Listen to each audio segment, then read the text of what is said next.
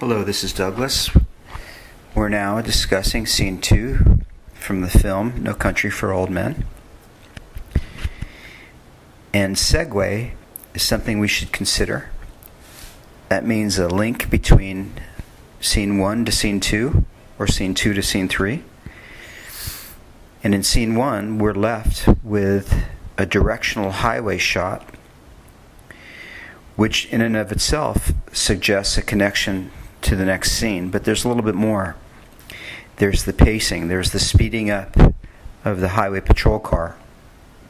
In other words, if scene 1 is a waltz, as chigur and the young sheriff walk slowly to the car, scene 2 becomes a jitterbug.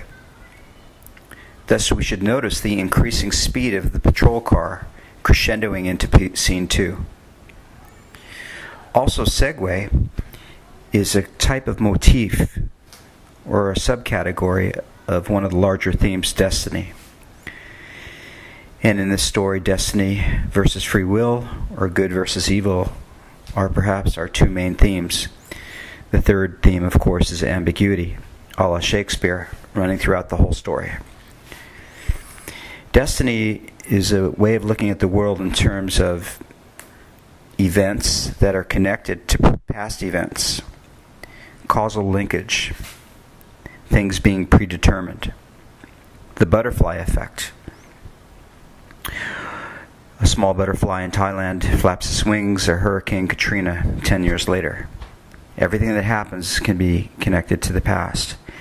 And a segue is a linkage from one scene to the other.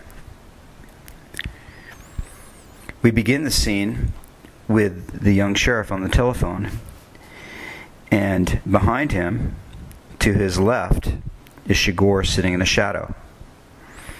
In scene 1, we remember chigur sitting behind him in the police car to his right. It's a very desolate substation. There's no other officers, no other employees. And the young sheriff never seems to look chigur in the eye. Perhaps this suggests that he fails to confront or face evil and ultimately pays for it.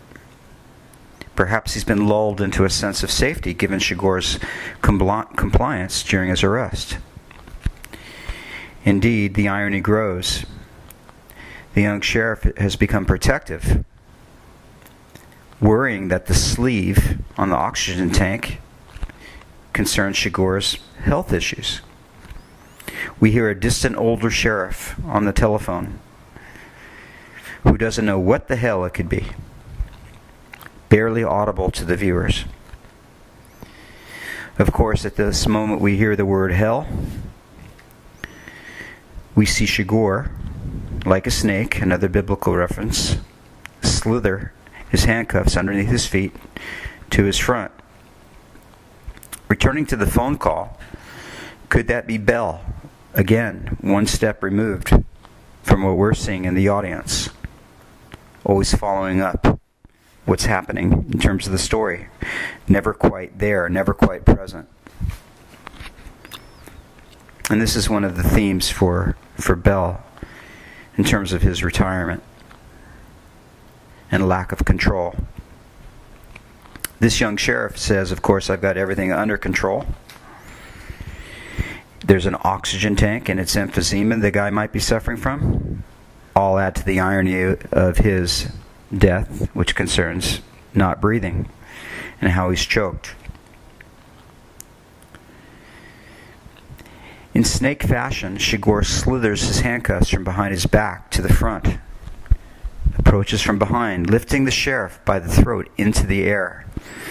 We'll see other characters and objects becoming airborne throughout the story.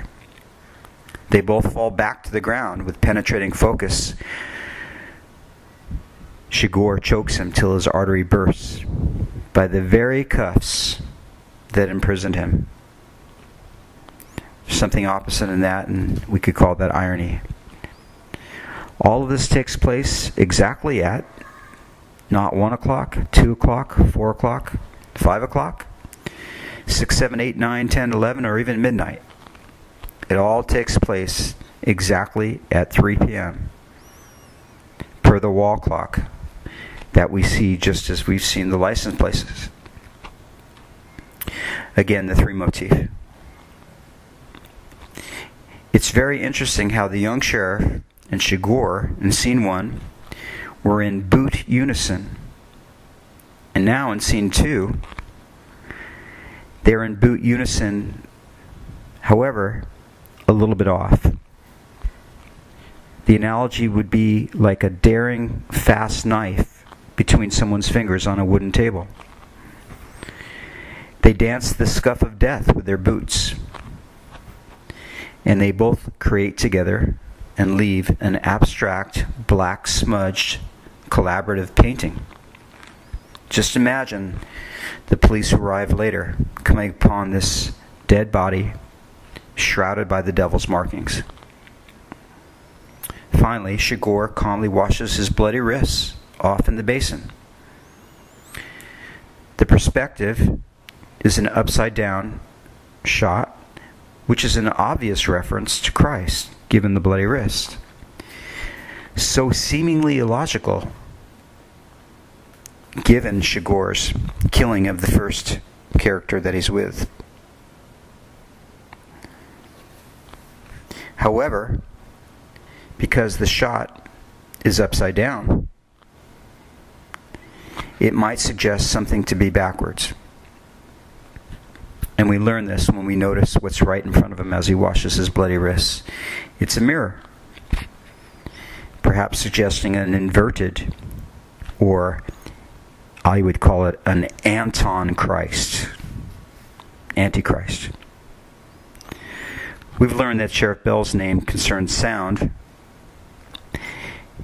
Chigur's first name is, of course, Anton.